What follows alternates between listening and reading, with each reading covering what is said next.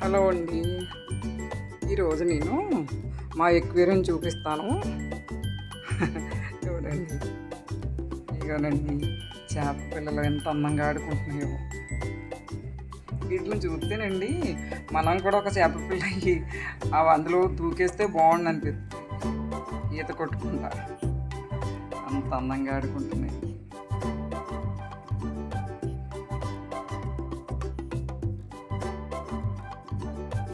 మొత్తం అండి ఇప్పుడు నేను ఎందుకు చూపిస్తున్నానంటేనండి, ఇంతకుముందు మేము రంగురాళ్ళు తెచ్చేసామండి. కింద వాటర్లో రాయలేస్తాం కదా కింద అందంగా కనపడటానికి, అవి ఆడుకోవటానికి కూడా బాగుంటాయని అవి ఆ రంగురాళ్ళు వేసినండి. అవి వేసినప్పుడు ఆ రంగు వాటర్లో దిగిపోయి దగ్గర ఒక 20 చేపలు చచ్చిపోయాయండి.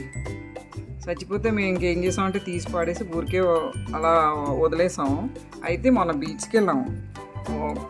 ఊరు వెళ్ళినప్పుడు బీచ్కి వెళ్ళామండి.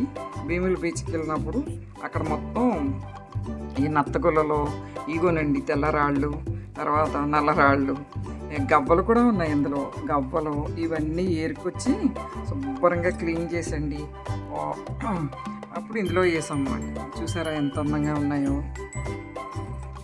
మీరు ఎప్పుడైనా దగ్గరలో బీచ్కున్నప్పుడు వెళ్ళారనుకోండి, ఏరి తెచ్చుకొని మీరు కూడా ఎక్వేరియంలో ఇలా వేసుకోండి. చాలా బాగుంటాయి, చాలా అందంగా కూడా కనపడతాయి. చేప పిల్లలు కూడా దాంట్లో మంచిగా ఆడుకుంటూ ఉంటాయి. మేము ఇది నెలకి 2 నెలలకు ఒకసారి క్లీన్ చేసుకుంటాం. క్లీన్ చేసినప్పుడు మొత్తం ఆ గవ్వలు అవన్నీ కూడా క్లీన్ చేసి పెట్టుకుంటాం. అందులో శంఖాలు కూడా ఉన్నాయి చూడండి, రౌండ్ శంఖాలు అందంగా కనపడుతున్నాయి. అవన్నీ ఏరుకొచ్చన్నమాట. ఏమీ లేదండి, ఇలాగే ఏరి తెచ్చుకున్నాం అనుకో మనకి ఖర్చు అవ్వదు, చూడటానికి కూడా అందంగా ఉంటాయి కదా.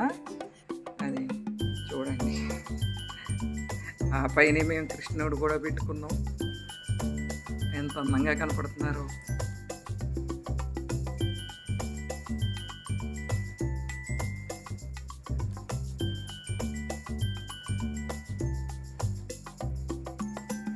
చూడండి, ఆడుకుంటూనే ఉంటాయి. ఏమీ లేదు, రోజుకొక్కసారి మేత వేస్తాం అన్నమాట. అట్లా